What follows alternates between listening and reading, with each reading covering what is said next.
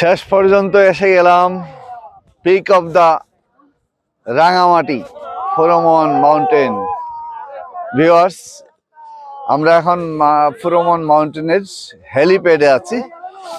এই চারদিকে পর্যটক দেখতে পাচ্ছেন, দেশের বিভিন্ন প্রান্ত থেকে এসছে।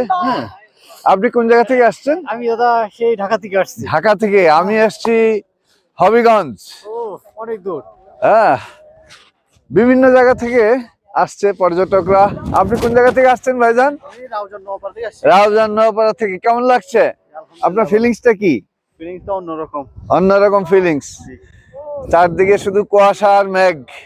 সূর্যের অপেক্ষায় আছি আমরা, সূর্য ওঠার অপেক্ষায়। ওই পাশে হচ্ছে সেনাবাহিনীর ক্যাম্প। আমরা মনে হচ্ছে এখন আছি আকাশের উপরে ভেসে বেড়াচ্ছি। হ্যাঁ, মেঘের উপরে ভাসছি। হ্যাঁ, এই যে পর্যটকরা আসছে দূর দূরান্ত থেকে। এই পাহাড়ে উঠার সময় একটু কষ্ট হয়েছে। হ্যাঁ, কাঁচা রাস্তা। এখানে আসলে কিন্তু সাজেকের একটা ফিলিংস পাওয়া যাবে। হ্যাঁ, সাজেকের ফিলিংস পাওয়া যাবে, রাইট। যারা ফোরমন পাহাড়ে আসতে চান, সাথে করে পানি নিয়ে আসবেন, শুকনো খাবার। এখানে কিন্তু পানি এবং খাবার দাবার নেই, সাথে করে নিয়ে আসতে হবে। পানি না থাকলে কিন্তু নির্ঘাত মৃত্যু। হ্যাঁ, welcome to Furomon, welcome to Rangamati. Thank you.